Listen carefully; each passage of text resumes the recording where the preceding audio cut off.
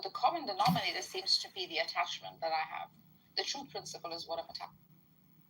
Right, and you probably, I don't know, for me, I like because it's like a cultural artifact, I like the language and vocabulary of the tradition that I've, been initiated in, and probably you're the same way, right? I wasn't initiated into anything, and that is what it is, Caleb.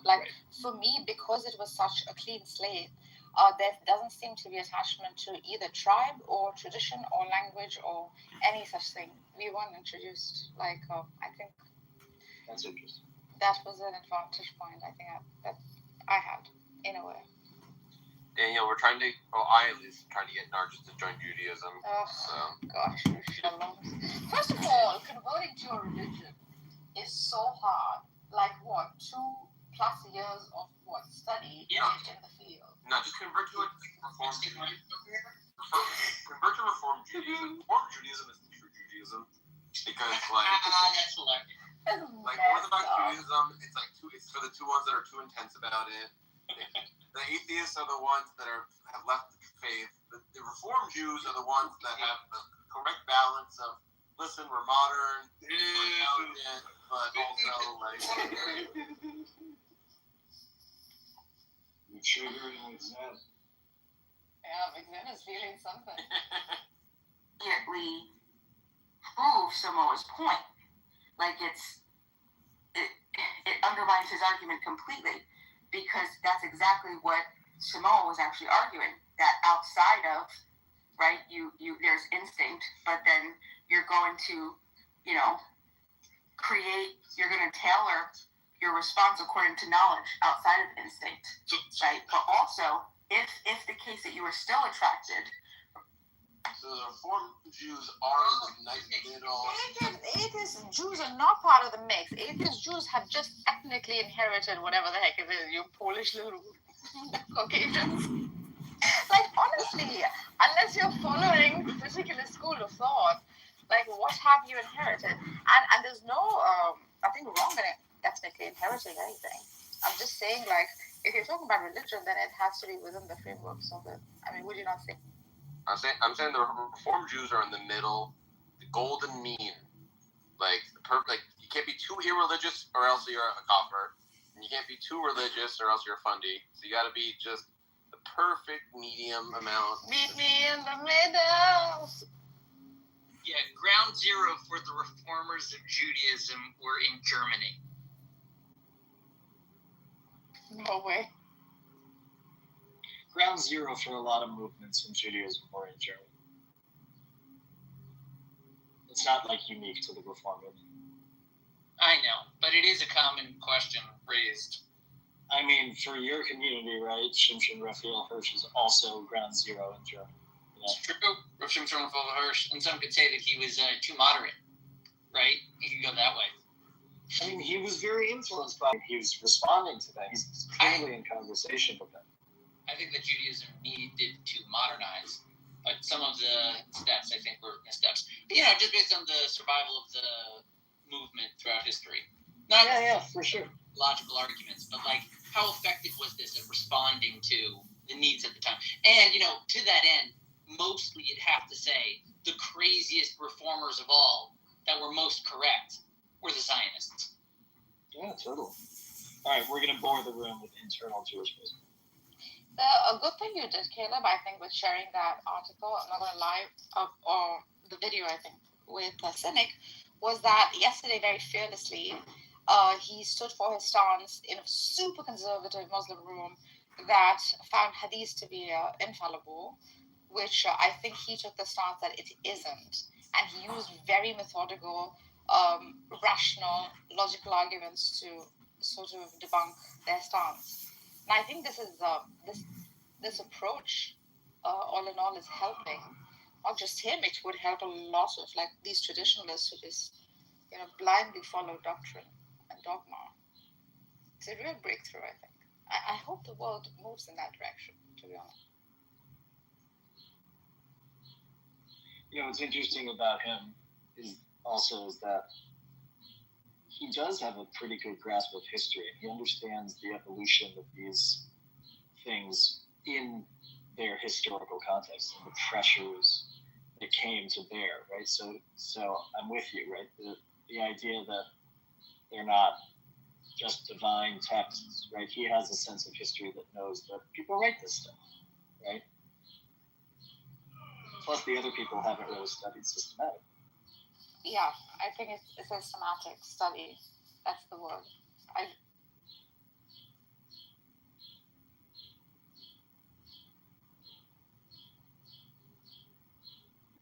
All right, who's the greatest Jew of all time? Moses. I think strong contenders are Moses, Jesus, Einstein. I think so. Those are some top contenders.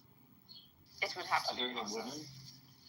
Yeah, Any women? excuse me. What? Are there any women? The top female Jews of all time? I mean, like, listen, I'd want to give respect to Sarah, Rivka, Rachel, Leah, Bilhah, and Zilpah. Yeah. But, I'm probably going to say RBG. Yeah, she's a good one. What women? Women in the Abrahamics? Are you kidding me? Women even. I think Golda Meir is up there. Yeah, she's good.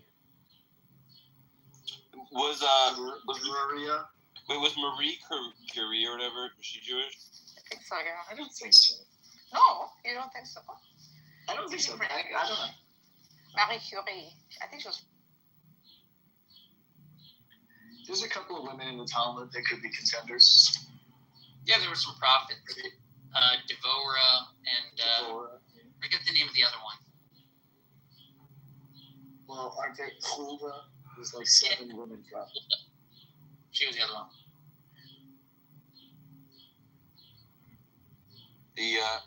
Curie was not Jewish, but she was speculated to be Jewish. Which is funny. They're like, a physicist woman who looks kind of Jewy? You're a Jew.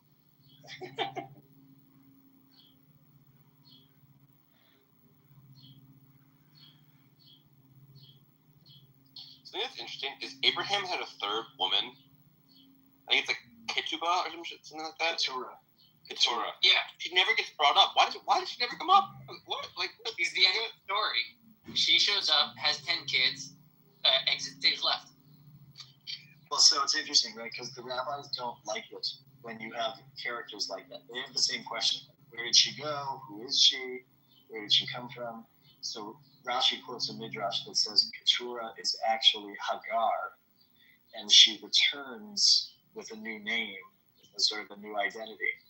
And like, why is that an interesting commentary? Because it shows that Abraham and Hagar actually did have like a real loving relationship, and so she returns. It's a very interesting midrash. You know that one? Yeah.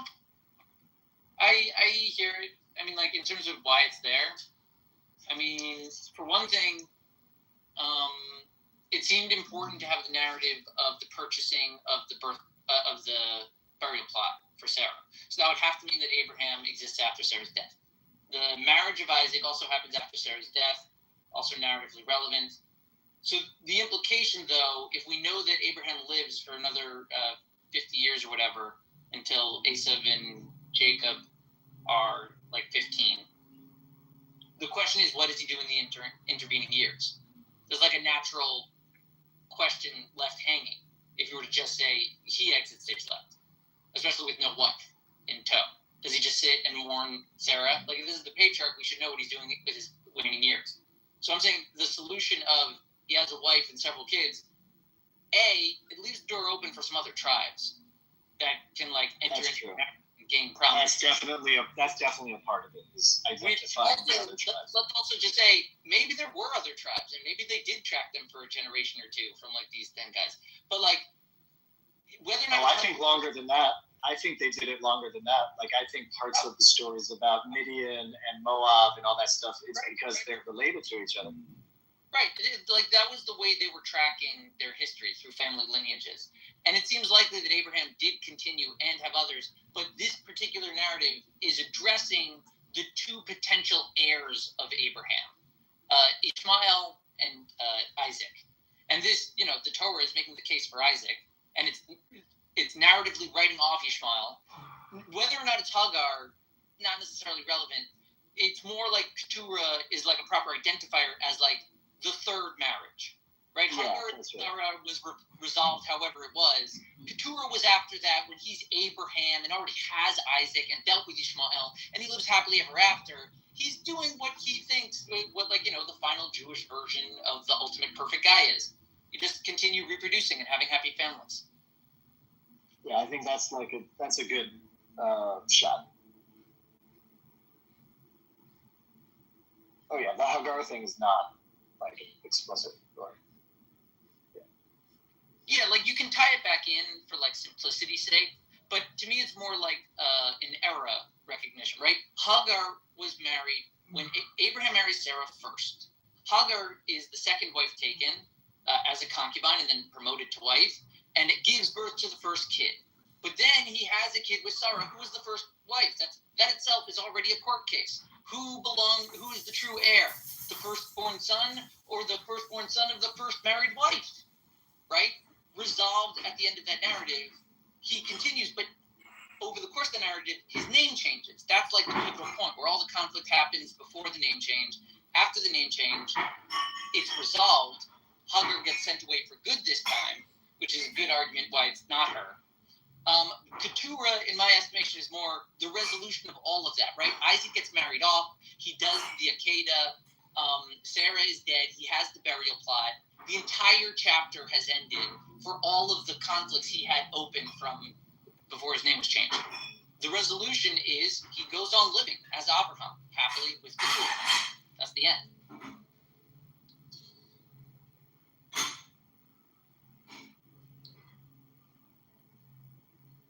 I have a question. Why does Saul have such a worse reputation than David and Solomon? Solomon is doing sorcery and has a giant harem. David killed the guy that has sex with a woman. What did Saul do that was worse than that, such that he's like not considered like a great king or whatever? He refused to kill the king of Amalek, leading to all of the difficulties of the Jews forevermore. Okay, but that seems not having too much mercy seems like that's a bad thing than killing a guy that sleeps with his girl. You think That's so? But the prophets disagree with you. That's great. I mean, like, I guess if your whole worldview is just listening to God is more important than hurting people, then I can understand why they see it that way.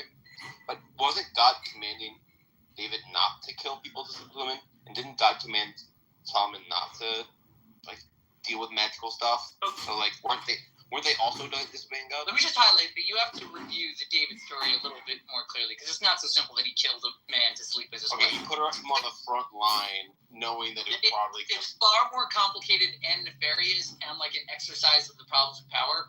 But Shaul, just in terms of like how much he pissed off the prophets, like, I think Shmuel was the one, and he killed Agag himself.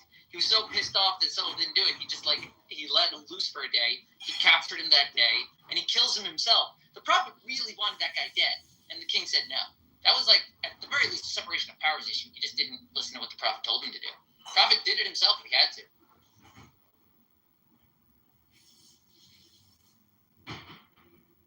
I think Saul gets a bad rap because the people who wrote the story were David fans. There was a political document about what's the word on that?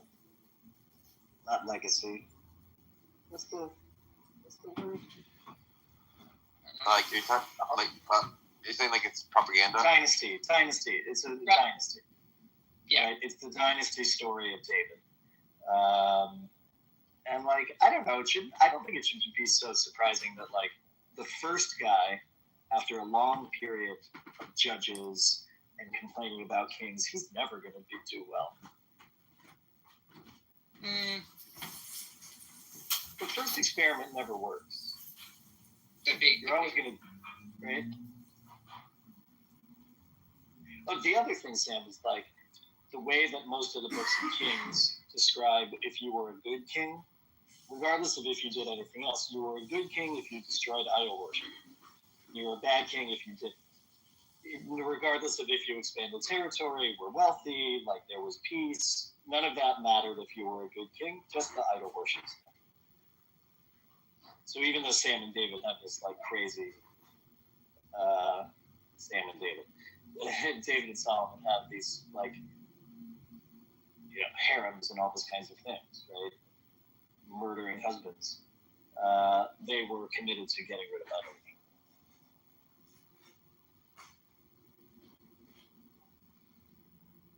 Why are like Hezekiah and Josiah also not like talked about as important kings in the same level as David and Solomon? It's a good question against the documentary hypothesis.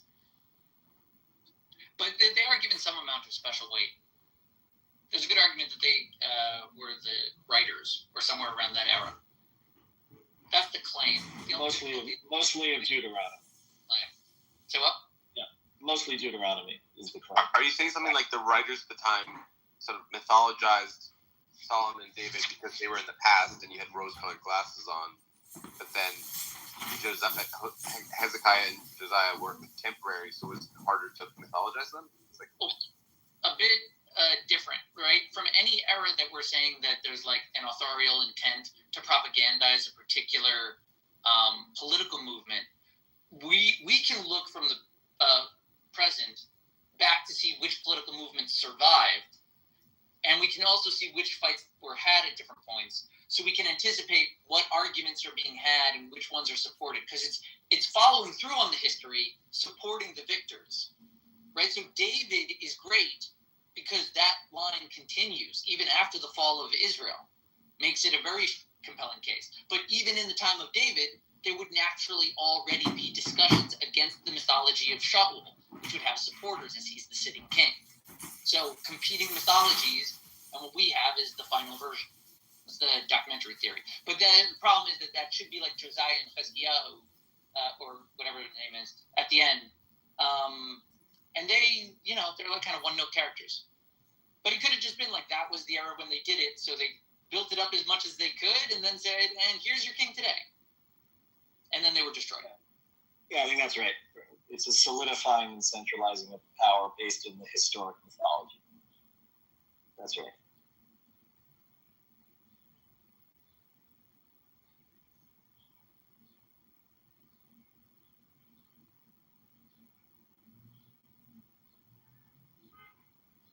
But Josiah almost certainly wrote the book of Deuteronomy, or the prophet, the priest at the time. Almost certainly. That he writes Deuteronomy specifically. Why specifically? Because it relies on this one verse that says they never celebrated Passover the same way till they found this secret scroll that they found. Sure, I know that line. Right, and so what does that mean? They never celebrated it that way before. Well, if you look at the laws of Passover in Exodus and the laws of Passover in Deuteronomy, they're different. Right? So the theory is that the new way of celebrating Passover was instituted in the time of Josiah and codified. Yeah, that Passover was instituted then, but why would that mean that the entire book of Deuteronomy was written then? Well, there's also stuff about all the times it mentions in Deuteronomy to the you'll do the sacrifices in the place I will tell you, in the place I will put my name. It never says Jerusalem, it never says Beit HaMikdash. Right? So this also is like a kind of, again, it's a reading back. It's a mythologizing of a past history to justify a contemporary politics, which is about centralization of the culture. So slow down. You're saying that the reason, because the term, the place that will be chosen, is used throughout the book of Deuteronomy, that indicates a post-historic rewriting. Yeah, because one of the things that Josiah does in his reforms is make sure that Jerusalem and the temple become the central worship site. But hadn't that already occurred? Yes and no. There were still all kinds of local shrines and altars both to Yahweh and altars to other things, right? But the political, economic reforms of Josiah were a way to centralize in all of that centered in Jerusalem. Right, but what I'm trying to say is the big centralization already occurred when the tabernacle stopped moving and stopped in Jerusalem, no? I wouldn't call that a centralization, right? Because I don't think politically, economically, cultically, it centered there. I think it became like a significant place. But you also have Shiloh, and you have Beit El, and you have other Israelite cultic centers that are legitimate. So you're saying that the true centralization of Jerusalem happens in the time of Josiah, and that the book of Deuteronomy was instrumental in affecting that? Yeah. I hear. Yeah. Right, it's the propaganda piece for justifying that kind of centralization. And then what about the rest of the stuff that's in there? Why is that? Just to fit into the narrative? There's a lot of The rest of the stuff in Deuteronomy? Yeah, wouldn't it make more sense if, like, Deuteronomy was like a later book? Well, I don't know. Like, you're saying that it's created whole cloth by Josiah, claimed to be discovered in the temple, in order to centralize worship within Jerusalem. Why would that even be effective? Why would people abandon their Bibles because of a new book that the king says he found with a priest? Because it's written by Moses. But no one's ever heard of it. Right, but it has the authority of Moses behind it. It seems like it has the authority of the king and maybe a priest behind it. Yeah, but in the same way that you would write a book, to give it authority, you write the author of the book is this other ancient mythic figure, right? The same way that the Zohar does that. Yeah, no, I get that you can gain authority by backdating a book, but that would only work if it was integrated into like Jewish performance, right? Why would they be? Oh, I see what you mean. Look, I think. Let's put it a little differently. If all of the Jews alive at the time of Josiah had 4 books of Moses, how the heck did Josiah convince them there was a 5th? Yeah, that's a good question. Yeah. That's a good question. I think also, like, because Deuteronomy is so concerned with what happens when you're in the land, right? It's when you get to the land, here's what you'll do. Listen, all text clues of Deuteronomy being narratively and constructively different from the other 4, that's obvious. It's made as an epilogue book. It's like, this is the speech I said before I died over the 40 days. It's a very simple, closed narrative. And you're right, you could place it into history at any point. The question I have is, when is the adoption of everyone saying 5 books of Moses? Like, they knew about the 4, they knew about Genesis, they had that as an oral tradition, but then Deuteronomy comes out in writing. Okay, so that's, I don't know the answer to that question, but certainly Deuteronomy is relying on some traditions that are much older. That's for sure. The other thing, it ripped on existing narratives. Yeah. That's interesting because I'm remembering a passage in the Talmud to your other question about that they say there's actually 7 books of the Torah. Eov? No, Joshua is connected, and they say that the little passage of Vayehi b'Tzoa Aaron between the 2 upside down nuns, that is called a sefer. That's called a sefer Torah. Yeah. Right.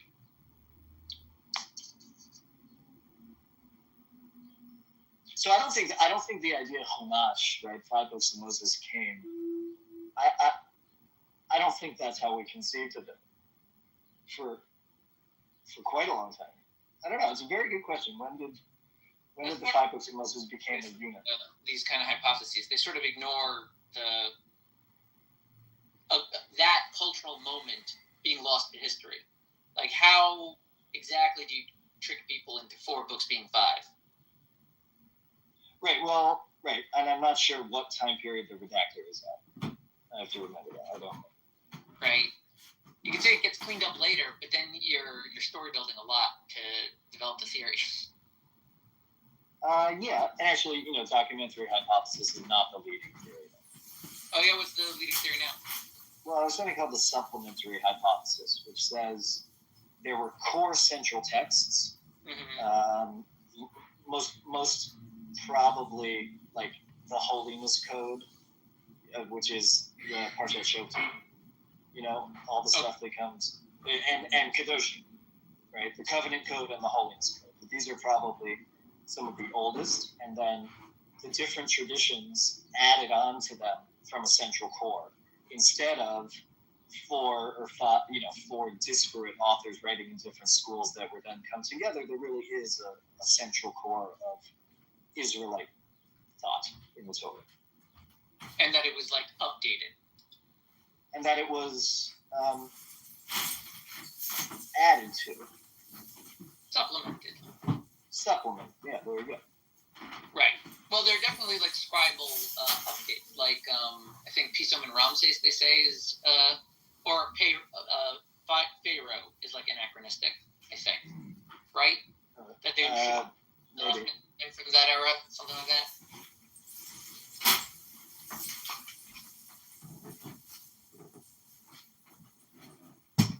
Let's talk about panentheism more.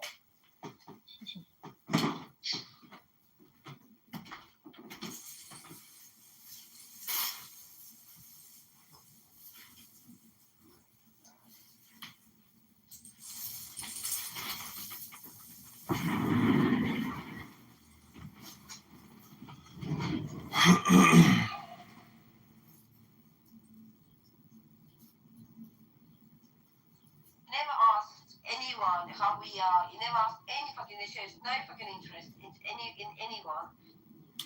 Hey, I'm not interested in this conversation anymore, but I just want to come in and let you know that it's so boring, it's not interesting, and I just want to reiterate that it's not interesting. Thank you very little.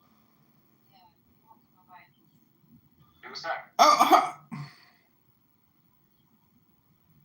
In the 1600s, they took a lot of black Indians or Aboriginal, whatever you want to call them, and they shipped them to the east. It's called the triangle slave trade, not the transatlantic. Believe me, Right. What tribe do you belong to? All right, so let me just finish this real quick, right? So then I brought up, I said, hey, there's all these societies that have different consenting ages. And the consenting age is exactly what Knowledge was just talking about. In one society, it's good. When in another society, the same age is bad. So then that's the argument that I'm offering as far as there's instinctual things that everybody can agree to, but then culture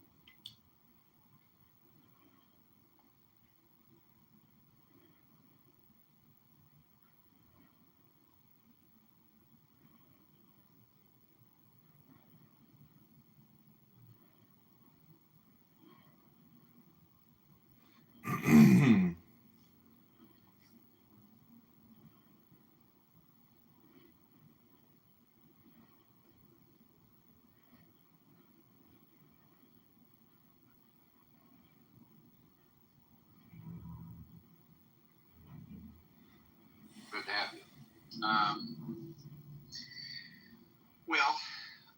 Here's the thing. So, Reed, I mean, so yeah, when you say that people can't, you're saying they can't know that God doesn't exist. I mean, Sully claims to know that God. Yeah, let me screenshot it. You want to hear that? Enjoy your flight. Yo, try that meat thank you, Floss. Thank you. That was some very disrespectful shit.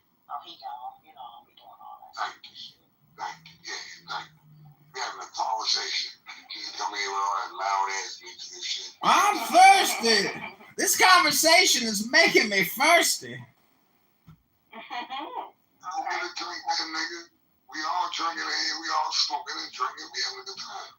I'm smoking. It's only 11 in the morning. I got some drink. That's too much noise, honey. You know, we might be going to with that white noise. Right? That's a fact.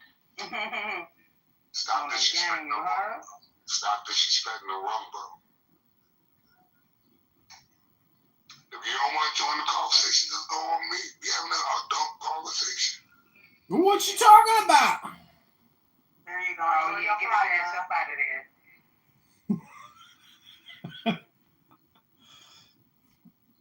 Oh, that room is no longer available. That room is no longer available.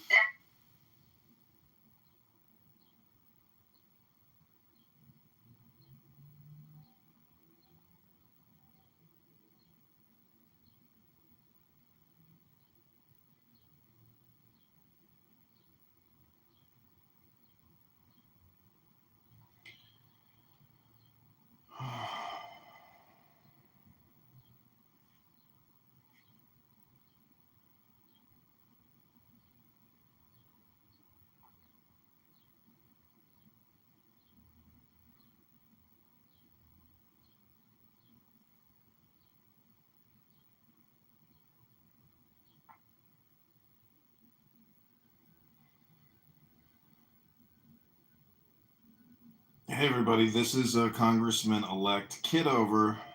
This is an article about Darren LaHood that came out today, April 23rd, 2025. Breaking news.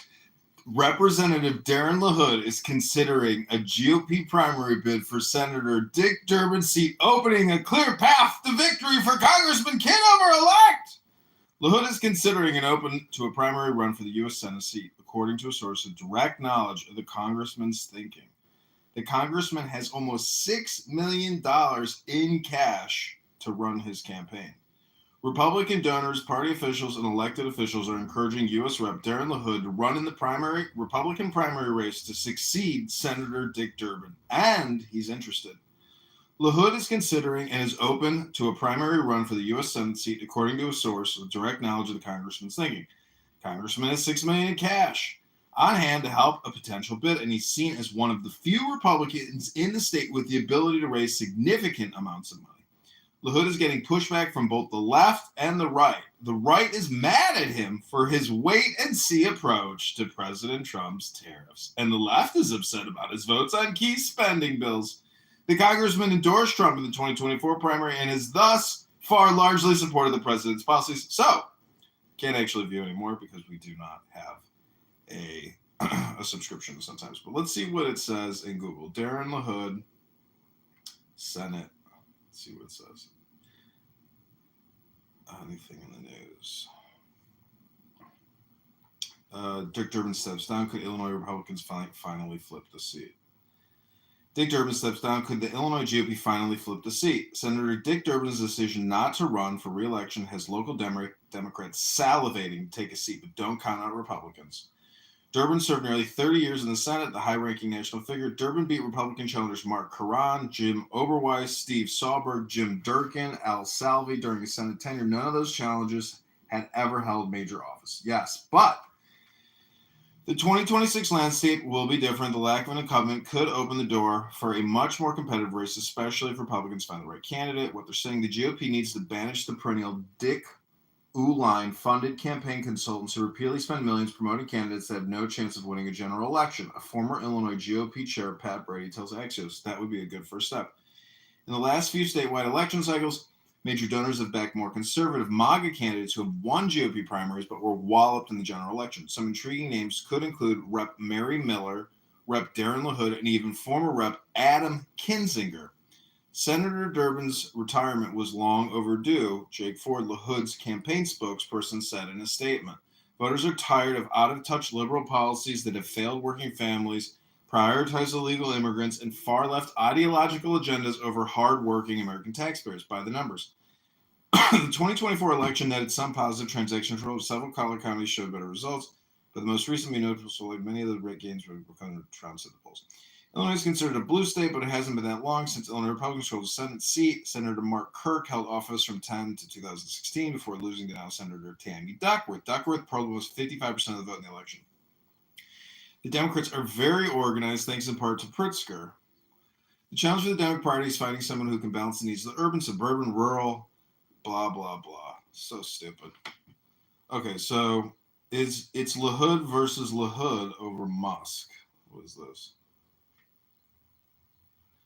Scoop. Elon Musk and his Department of Government Efficiency are pitting father and son Ray LaHood and Darren LaHood, both Republicans, against each other. At issue, Ray LaHood, the former Illinois congressman who served as U.S. Transportation Secretary, signed onto a letter with 59 other former members of Congress urging congressional leaders to exercise constitutional powers to stop any one person from seizing control of government.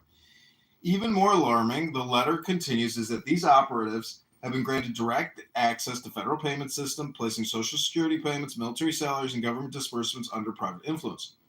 On the other side, LaHood, Darren, the current congressman who represents the area around Peoria, declined to comment about the letter. But just last week, he praised Donald Trump's policies after hearing the president's address to Congress. Trump and Republican lawmakers are creating opportunities. LaHood said, while there's still work to be done, I'm confident under Trump, the Republicans will continue to deliver a more prosperous, secure future for our nation. A tricky situation. Ray LaHood told Playbook he didn't talk to his son about signing on to the bipartisan letter that is part of a broader initiative to support Article 1 of the Constitution, which spells out the role alleged, also putting the names of the letter of former Senator Carol Moseley Brown, Congressman Cherry Bousas, both Illinois Democrats, drawing the line. In their letter, the former members of Congress don't deny the government could use some belt tightening, but they say there's a limit. Wasteful spending and burdensome bureaucracy can and should be addressed, but this is not the way to do it. Congress must not allow their constitutional authority to be usurped. Senator Dick Durbin joined scientists, professors, students, others ready to protest federal cuts that impact the science community. Okay, so that's Politico. Let's look at this one. Search for the next U.S. attorney. In Chicago underway again in dramatically changed landscape. Brian Fitzpatrick left. Is on hand as Rep. Darren LaHood speaks during the House Select Committee on Intelligence annual open hearing on worldwide threats at the Capitol in Washington on March 9th, 2023. That was Tribune. This is from February 26th of this year. Darren LaHood, a Peoria Republican, announced in a news release Tuesday that he's leading the search for potential nominees to give President Donald Trump his ultimate selection for the plum job would then go through a confirmation process. 2 years without a permanent leader, the search for the next U.S. attorney in Chicago is officially underway. Okay. All right, so that concludes our daily opposition research on Darren LaHood. Go to John Kidd over on Instagram. Link is in the YouTube chat. Hope you've enjoyed this video. Vote John in the 16th District.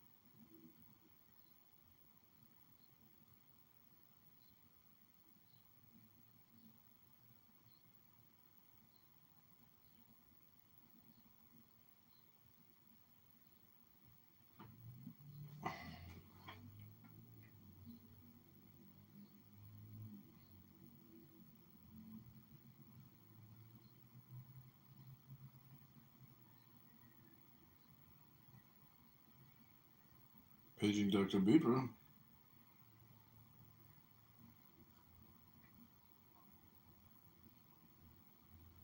Paging Dr. Beeper.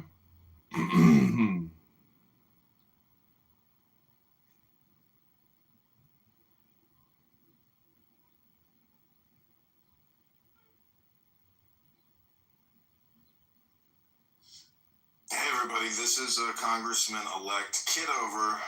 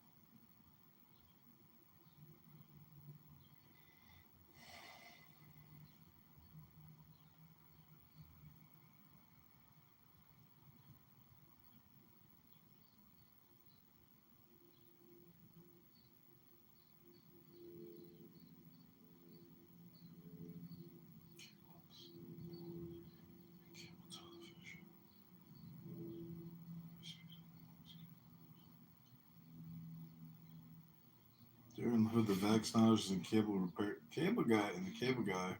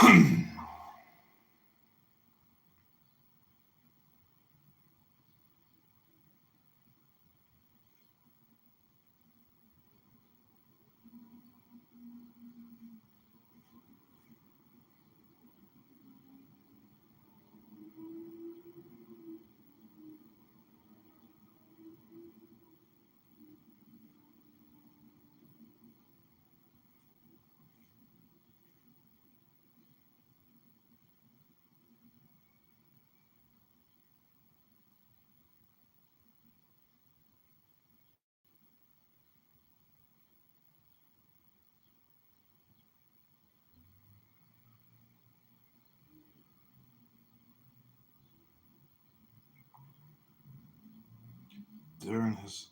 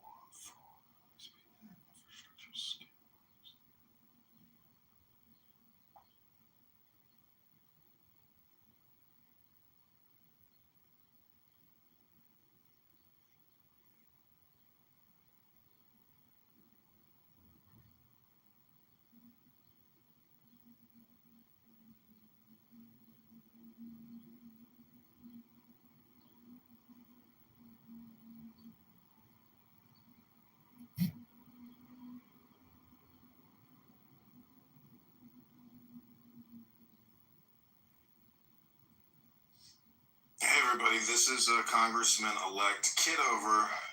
This is an article about Darren LaHood that came out today, April 23rd, 2025. Breaking news.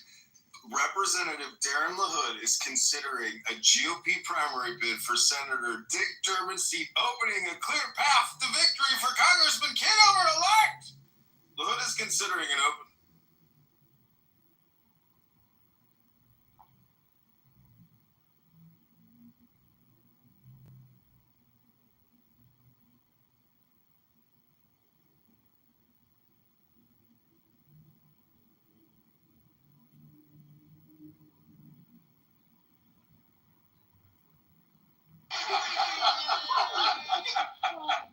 Oh my God!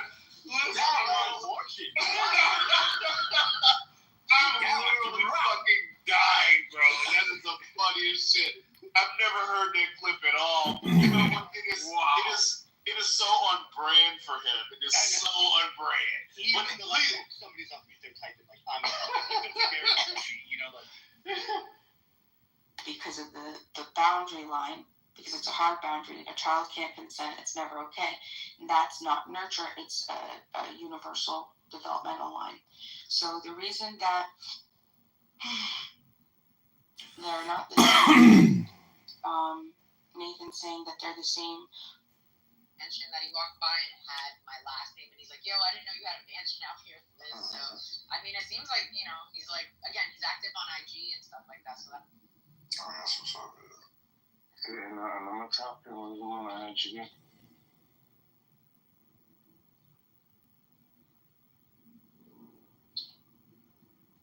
Good afternoon, Linnell. Who is this? Okay. How are you all doing? And it says no, the reason matters. So the simple takeaway is Nathan's analogy is a false analogy because he's comparing two situations that look similar, but the reasons behind them are totally different. And that's why it's a straw man. Does that? Myself, you may be mutual friends with both of us, and so I can understand you're kind of having, you know, you're in a position of having to kind of be in the middle, so to speak. But I just want to get clear, Clement, so I understand what your commitments are. Andrew, is this a full-time job for you? How are you on here 7 days a week talking about this shit? I mean, nonstop. Like, what is your objective? What are you gonna do with your life? This is beyond pathetic. I mean, get out of your Honda Civic and get a job, get a girlfriend, go read the Bible, have a lunch, do something with your life. I got you. You could be a knucklehead in the audience and a pest down there. Go ahead. Thank you, Clement. So the commitments that you have, I just want to be clear to make sure we're on the same page, or at least where we are at. I'm not saying that we're theologically or politically committed to the same things, but so by my lights, Joel is a racist. Okay, he has disdain for white people. A racist that never killed anybody. Nick, I was talking. Have some decorum, remember? So, I'm not using my time to personally attack you, Andrew. This is the second time you personally attacked me. Hold on. If you just go to the comments, man, and read in the chat, look what all of the people in this room, a good chunk of them are saying. Just read what they're saying. You tell me that is not racist vitriol. Wait, we have to discuss that. You didn't do that. Hold on. You didn't do that in that room that we were in talking to you, Andrew. Andrew, in that room, you had a lot of white people in the comments. Hold on. Hey, saying all kinds of that's true, though. That's fine. Hold on. One mic. Andrew, you're the most on me. racist comeback on the staff. Hey, bro. I gotta move you to the audience, man. So, one mic on me. Let him say what he's got to say, and then give a response, and then we'll move forward from there. And the same thing when y'all speak, you'll have the floor and he doesn't have to interrupt or need to interrupt. If y'all want it, then give it. If not, then display it. And that's how this will go. Go ahead. I appreciate it, Coleman. And listen, I'll mute and I'll let them say all the nonsense that they want to say. I just want to say to you, Coleman, that they're clearly racist. And I don't accept this modern usage of racism. We spent 14 hours. That's correct. Joel is correct. We did that. The way that Joel treated me, I don't know if you heard the dialogue when it happened, but he was absolutely disingenuous. He's not a very clear thinker. So anybody that actually is articulate and understands how reasoning logic works, they would be able to pick apart what it is that he did there. And I can do it myself. What he did there was absolutely dishonest throughout the conversation. Various things he did, and I could just point them out. We can go over the audio, right, of it, even though it wasn't a recorded room. There's little birdies, let's say. There is a recording. There actually is a recording. You're gonna lose now. No. I don't know if it could be played, but I got it right here. Did you get that uploaded? You got it uploaded? What? I could play it right now in high. Okay, well, I'll let y'all have that in just a second. Andrew, go ahead and finish saying what you said. So cool, man. What I want to do is for people that have half a brain and that are reasonable. I want to stop. See, the weird tactic that he just did is I notice what just happened, cool, man. This is just real time. I said there were little birdies, meaning there were other people who recorded it, right? And now I'm saying that there's audio available. And then he does this thing.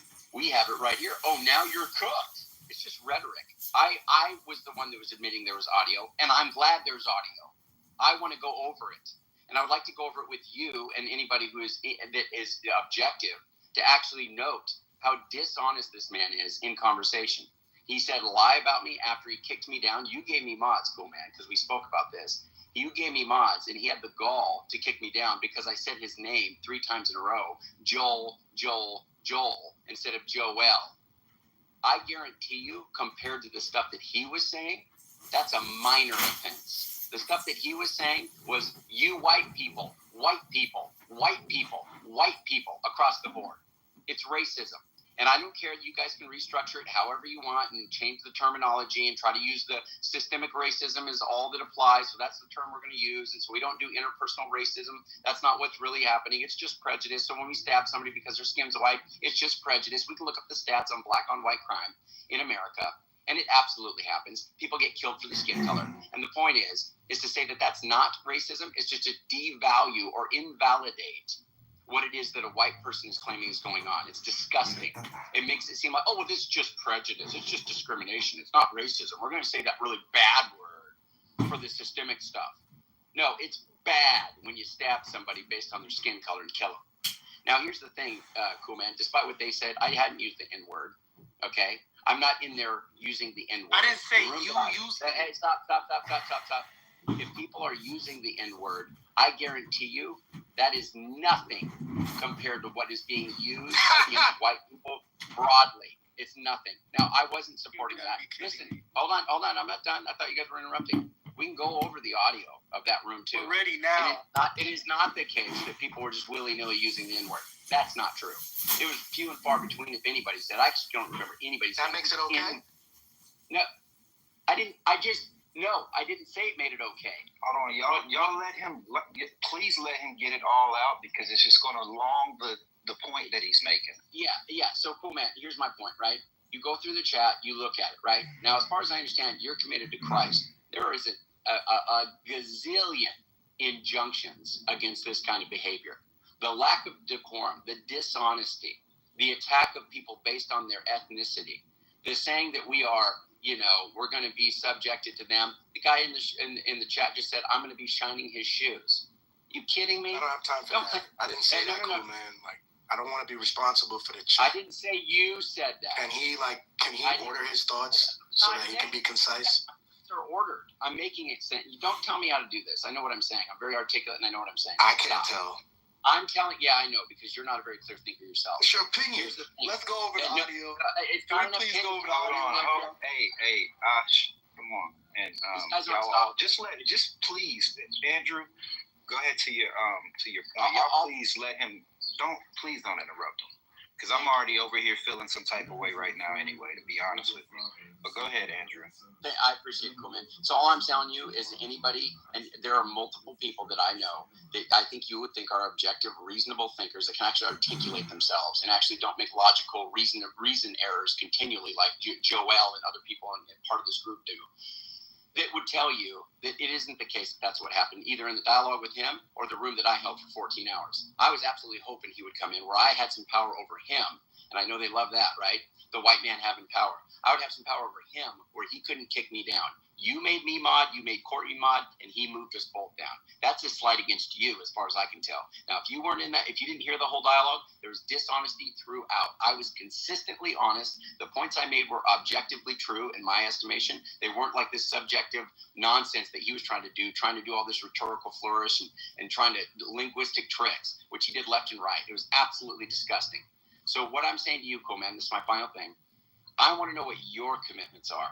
Do you think that white people are garbage? Do you think that white people can't be saved? Do you think that white people are devils? Or do you think that we should be treating each other with love and solidarity regardless of your skin color? And it's the content of your character that we should be examining. Not that, nope, it's okay, Benji. It's okay, everyone else.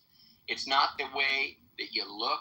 It's what's in your heart that matters. And the way that I just heard him broad swiping white people and doing all that, I just want to know what your actual commitments are. What do you think, cool man? Not what they think. I already know these guys are racist. I want to know what you think. Wow. So yes, to answer your question, and y'all all knows this. You know this. My position is not the complexion or color of your skin or none of that. But that doesn't dismiss or cause anyone, and not even myself, to turn a blind eye to the obvious, and I can't stand it, to be honest with you. And I can hear past things, and that's what agitates me. When somebody takes my position or somebody like my position as a weak position to try to speak, and I'm not saying you're doing this, I'm just saying I listen, man, and it bugs me. Kind of like I heard y'all all made mention of Emmett Till yesterday. That story right there, I'm not even gonna lie. After when I don't see how anybody could watch that story and not develop a hate. It's easy to watch that and say screw all the white people. It's easy to do that. And I ain't gonna front to you. After I did get into the Emmett Till story some time back, I see exactly how I felt. Exactly how I felt.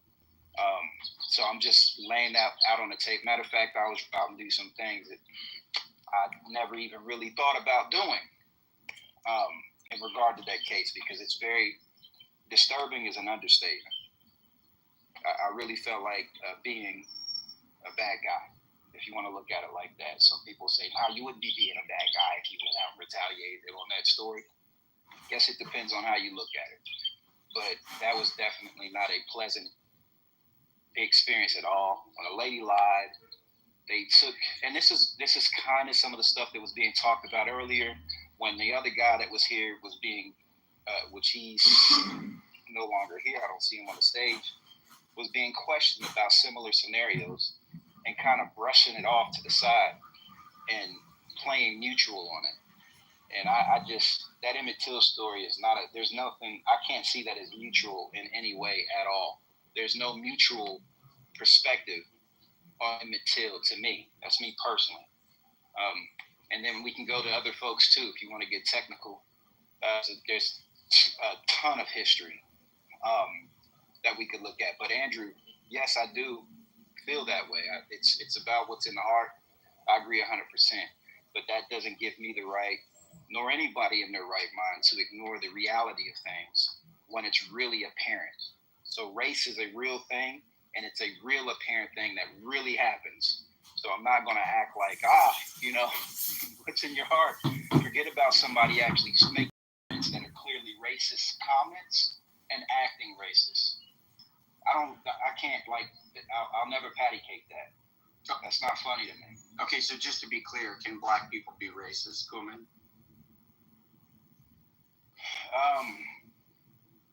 The way y'all all explained it from that perspective, it's hard to see it like that, but from the way I've always understood it, I would say yes. But I've never heard it broken down the way y'all all attacked it, to be honest with you. That was new to my ears. I'm accustomed to what's commonly said, and that's common. Blacks are racist, but you know what's interesting? That wasn't common, nor was it The fucking guy was on a farm. I can't believe it. So we're going to do an open secrets video about Darren LaHood here. Let's see. Open secrets, Darren LaHood.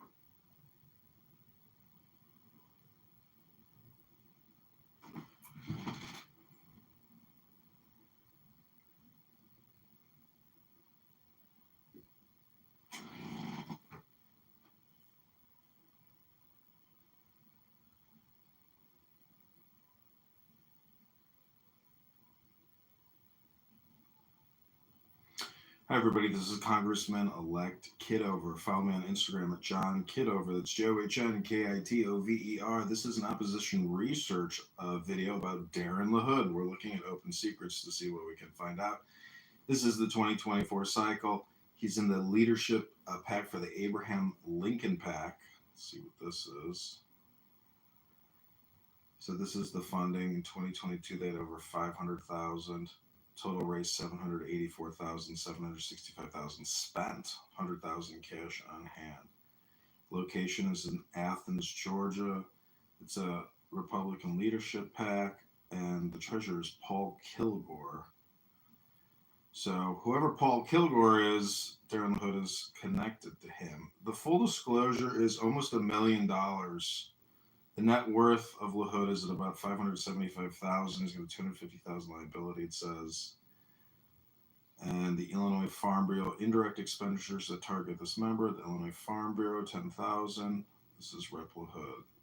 So if we go in here and we look at the federal congressional candidacy, this is the 2024. He's a member of the Permanent Select on Intelligence as well as the Way and Means Committee. The next election was in 2024. Top industry donors, the insurance industry at $258,000, and then the top contributor was Springfield Armory. He raised $3.7 million, and he spent $2.1 million. He has apparently $5.5 million in cash on hand. So that's a lot of money. These are the top contributors: Springfield Armory, Marquee Energy, APAC, American Israel Public Affairs Committee, Akin Gump, and BGR Group. Individuals, top industry, insurance sent him $258,000. Securities and investments, $229,000. Lobbyists sent him $209,000. Health professionals, $153,000, and the pharmaceutical industry, $142,000. So total raised versus average raised, and the average raised by House members of the campaign committee. So he's at the higher end of the spectrum of raising funds. Source of funds, PAC contributions. So political action committees from 2023 to 2024 sent him $2.1 million, which was over almost 60% of total contributions. Large individual contributors were the other 22%, apparently, at $840,000. Other was $609,000. Then small individual contributions. And the candidate self-financing, absolutely zero. Puts none of his own money in. Note, all the numbers on this page are for the 2023-2024 election cycle based on Federal Election Commission data, released electronically for fundraising totals, source of funds, and total raised versus average. The organizations themselves did not donate. Rather, the money came from the organizations' PACs, their individual members or employees or owners, and the individual immediate families. So this is open secrets on Darren LaHood. This was the 2024 cycle. We could look at 2022 to see what it says. It's probably going to be very similar.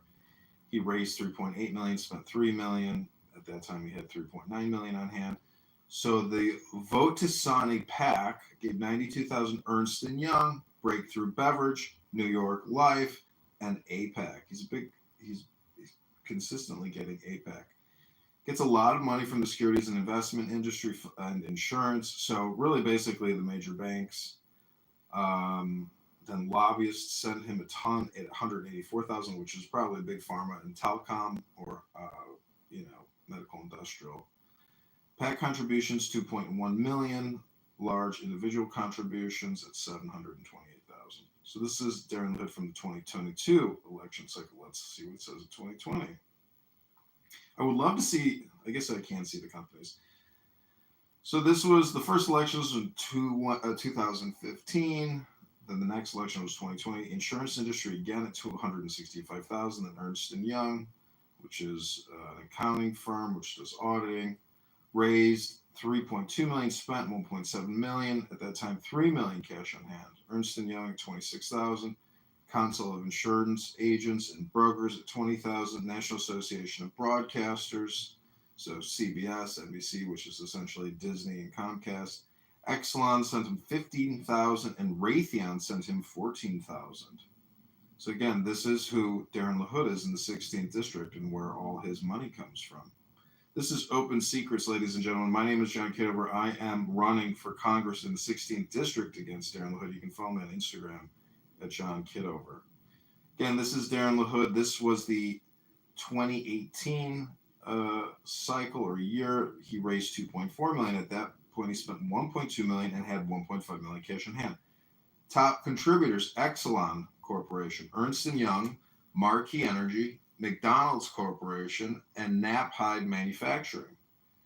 Top industries, again, insurance, health professionals, securities, investments, and lobbyists. He's big into insurance. So that's MetLife, as well as other large insurers that do a lot of business with the federal government. PAC contributions, 1.4 million. So political action committees are the biggest donor to Darren LaHood at 58%, and large individual contributions, 33%. That was 2018. And we can look at total career. Raised $15 million, which is incredible. And he has spent 10.3 million, cash on hand, 5.5 million. These are the top contributors from 2015 to 2024. Marquee Energy, Ernst & Young, Blue Cross Blue Shield, so that's who the insurance provider is. Exelon at 83,000, Caterpillar at 82,000.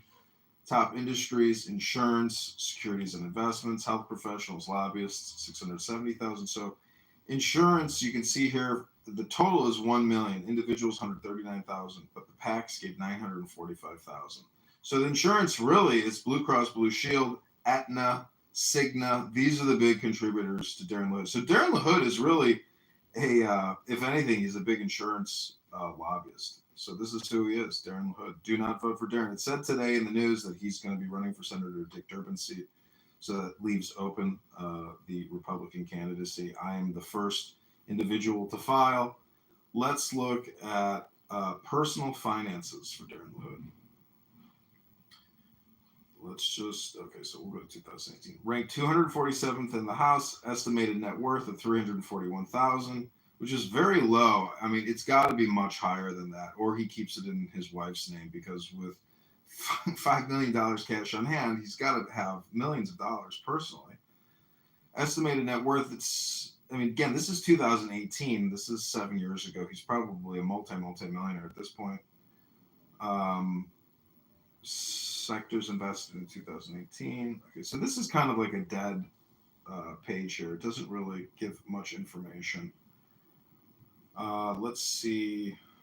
I don't know what report says. 2018 let's see this yearly report 2018. Oh, so this is interesting. So this is the financial disclosure report of the Honorable Darren McKay LaHood. At this time, it looks like I was Illinois District 18. And so this is his NH moderate growth portfolio, 50,000 tax deferred, Fidelity. So he invests with Fidelity, BOA, Thornburg Investment Income. What else is there? Spouse salary, Notre Dame High School of Peoria. She makes $2,700 a month. Owner creditor Associated Bank, mortgage of about $250,000.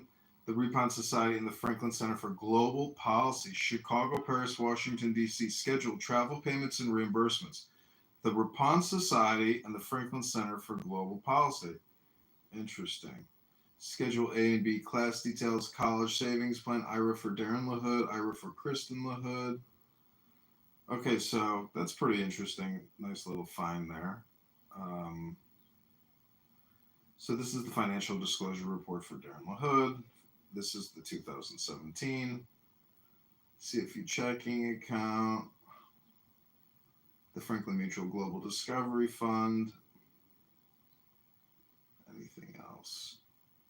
Let's see. So the National Committee on U.S.-China Relations, Schedule Travel Payment and Heritage Foundation, American Israel Education Foundation, and the American Task Force for Lebanon. Interesting. So that's this travel payments and reimbursement section, which is Schedule H of the financial disclosure report. Let's see what else is there. This is the 2016 for Ethics Committee use only, financial disclosure extension request form. This is the 2015. More bank accounts, all tax deferred. He's invested with Goldman Sachs, Artisan International. So you can see it's really widely dispersed. Growth Fund of America, IRA for Kristen, IRA for Darren, General Electric Corporation, scheduled position state senator, board of directors member, Central Illinois chapter, American Red Cross. Okay, not much there. This is, did we just do the 2015? Okay, let's see. This is the 2014 college savings plan, 50,000 tax deferred, capital income builders fund. Got a lot of mutual funds. Really, Income Corporation, Schedule C earned income, Miller and Howe Triggs, amount preceding year. So from his law firm, he only pulled in 30,000 that year. The preceding year was 65,000, and then the salary for a state senator was 62,000. And yeah, that's about it. Okay, so this is open secrets for Darren LaHood. If other people know how to find out more data on Darren LaHood, please let me know. This is John Kidover. Add me on Instagram. I'll put the link to my Instagram in the video. Again, this is Darren LaHood, Opposition Research. It's Thursday, April 24th, 2025. Vote John Kidover for 16th District Congress in the state of Illinois. Thanks, everybody.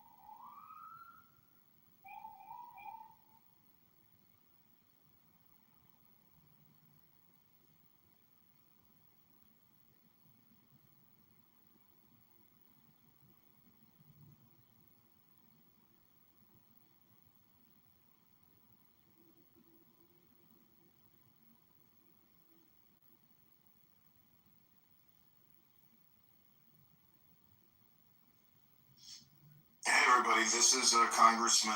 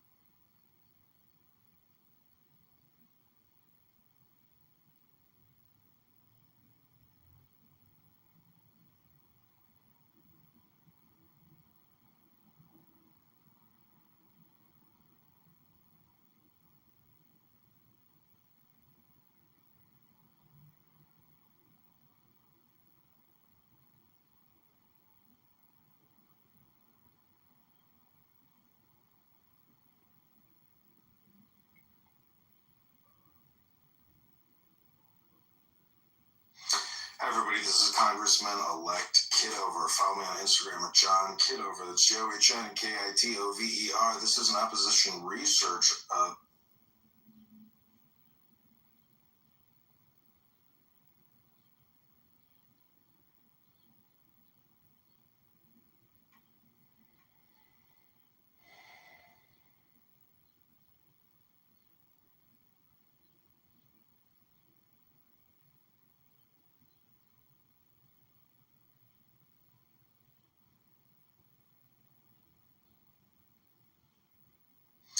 Hi, everybody. This is Congressman-elect Kidover. Follow me on Instagram at John Kidover. That's JOHNKITOVER. This is an opposition research video about Darren LaHood. We're looking.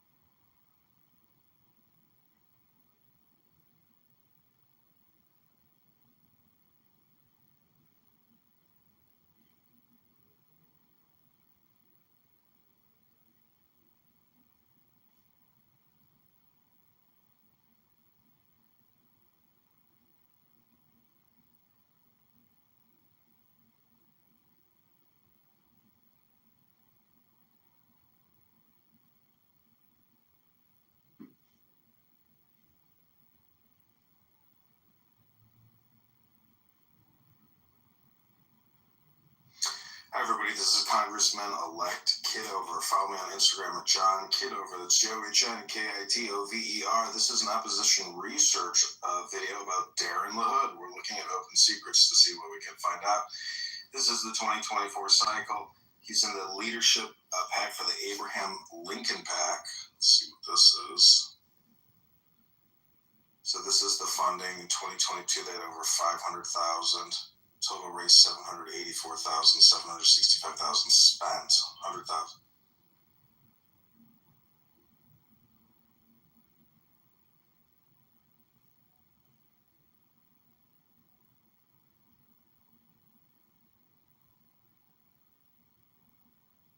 Sunday, get your kids in the school, get them to have a great job.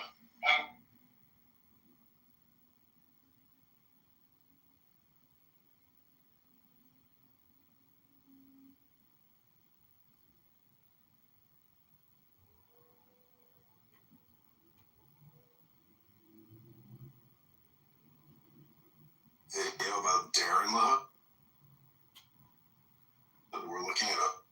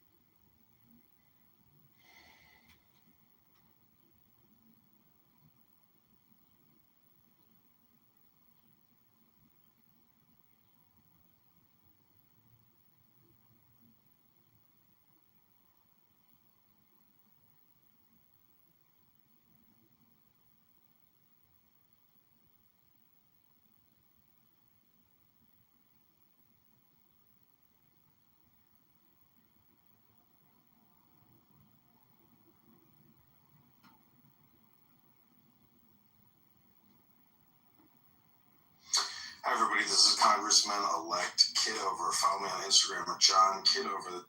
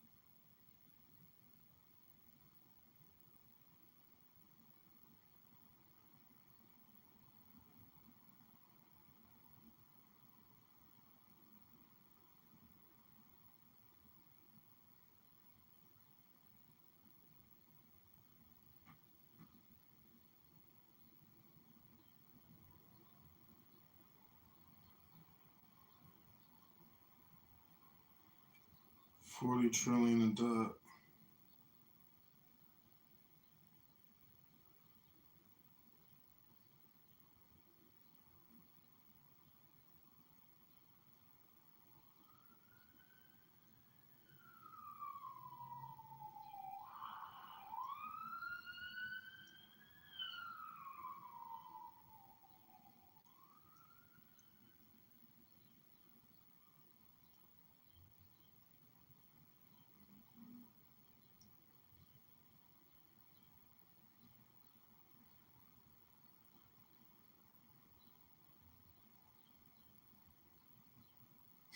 $40 trillion debt, $100 billion a month in interest payments. Tariffs, MAGA.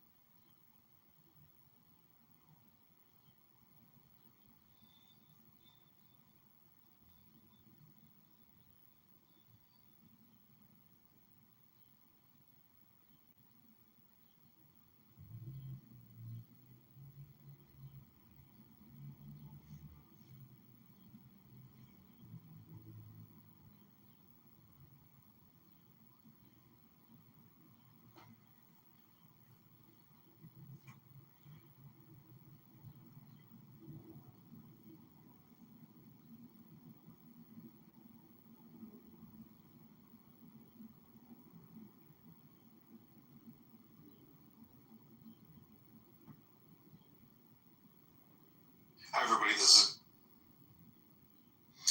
everybody, this is Congressman.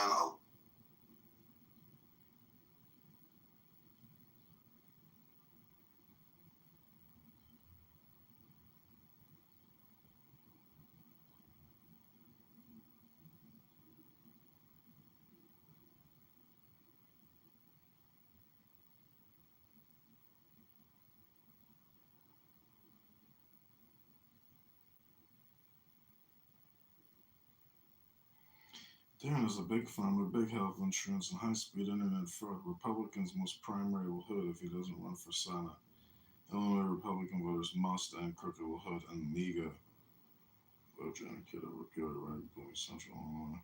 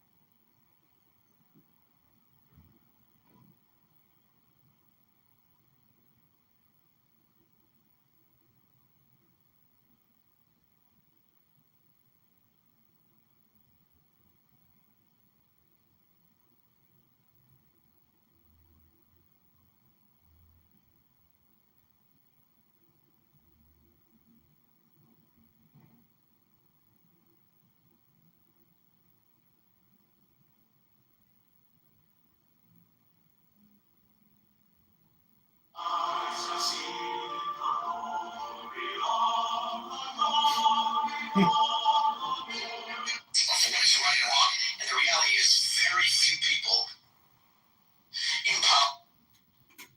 Weird. You remember the bunny with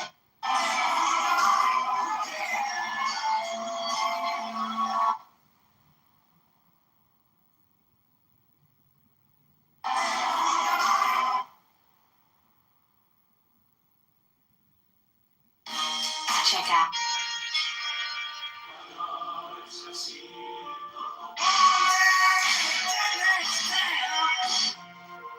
If tomorrow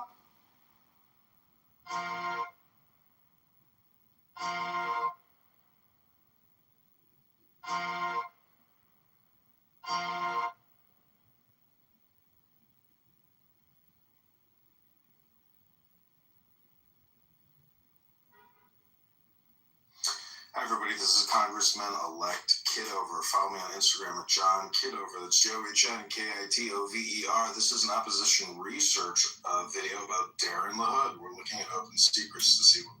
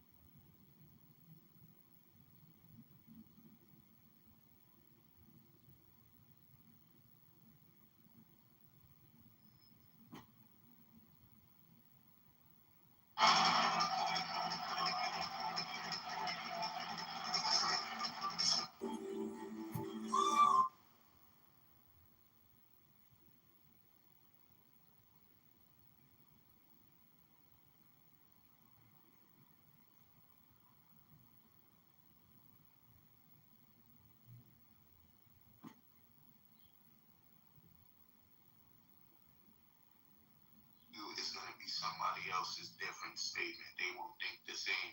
So maybe you should do that more often. That's my argument. No one gives a fuck if you're lighter skin, dark skin, but to put words on white. Fuck. Well, so if there's so many light skinned people that have culture, ethnicity. Space just to say that though? Yeah, exactly. You couldn't create your own room and say. It's because the camera loved Davis. Calling out the race baiting from both sides. Okay. You weren't gonna have the audience that you wanted. Everyone. I want to ask. Get out of here, bro. I want to ask Greg Roman. This ain't the room. I'm sorry, you don't have to stay up for me. No, this isn't. Who are you? Stop. I barely know you. I just met you today, and you come into rooms and you say this isn't the room. Go mind your own room. Go make your own room. Red room. This is the room.